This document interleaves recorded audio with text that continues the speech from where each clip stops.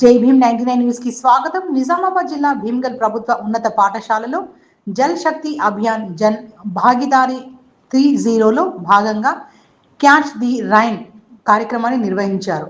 విద్యార్థులకు నీటి సంరక్షణతో పాటు సీజనల్ వ్యాధుల నివారణపై అవగాహన కల్పించారు. మున్సిపల్ కమిషనర్ గజానంద్ మాట్లాడుతూ ప్రతి ఇంటి వద్ద ఇంకుడు గుంతలు నిర్మించి భూగర్భ జలాలను పెంచాలని సూచించారు.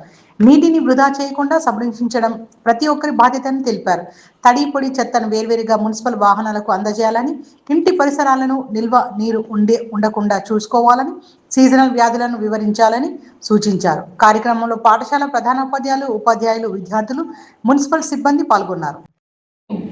మీకెందుకు చెప్తున్నామంటే మీరు ఆల్రెడీ విద్యావంతులు, 8th class, 9th class, 10th class పిల్లలు కొద్దిగా అవగాహన కలిగి ఉన్నారు కాబట్టి మీరు మీ చుట్టూ ఉన్నటువంటి ప్రజలకు, తర్వాత మీ తల్లిదండ్రులకు ఇల్లు కట్టేటప్పుడు కానీ ఇల్లు కట్టినా కానీ వాళ్ళకు చెప్పాలి. ఏమని?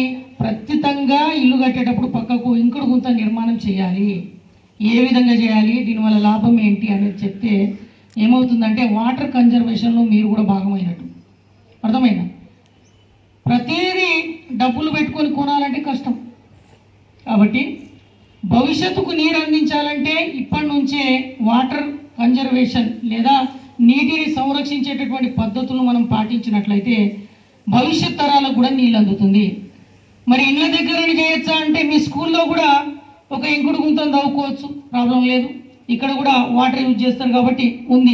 నిన్న నేను అడిగిన సోక్పిట్ ఉందని చెప్పిళ్ళు, కాబట్టి మీ దగ్గర కూడా ఉంది. ఇళ్ళ దగ్గర, తర్వాత నెక్స్ట్ కొన్ని రకాల ఫ్యాక్టరీస్ దగ్గర, దాని తర్వాత చేన్లలో, ఇట్లా ప్రతి దగ్గర మనము వర్షం నుంచి పడేటటువంటి ప్రతి నీటి చుక్కను ఒకవేళ ఒడిసి పట్టినట్లయితేనే భవిష్యత్ తరాలకు తాగడానికి నీళ్ళు అందుతుంది. కాబట్టి మీరందరూ నీటి గుంటలు లేదా ఈ స్మోక్ పిట్స్ను ఏర్పాటు చేస్తారా? చేయాలన్నా వద్దా? చేయాలన్నా వద్దా? గట్టిగా చేయాలన్నా? మరి అందరు చేసిల్లా? మీ ఇంటి దగ్గర ఉన్నాయా స్మోక్ పిట్స్? ఉన్నాయమ్మా? లేవు. కాబట్టి ఇప్పటి నుంచన్నా ఒకవేళ మీ దగ్గర భూమి ఉన్నట్లయితే ఏం చేస్తారు? ఒక 2x2 లేదా 3x3 గుంతను తవ్వి దాంట్లో ఇసుక, కంకర, ఇటుక ఇటువంటివి వేయడం వల్ల నీటిని మనం ఫిల్టర్ చేయడానికి అవకాశం ఉంటుంది. దీనివల్ల వాటర్ కన్జర్వేషన్ అనేది జరగడానికి అవకాశం ఉంటుంది.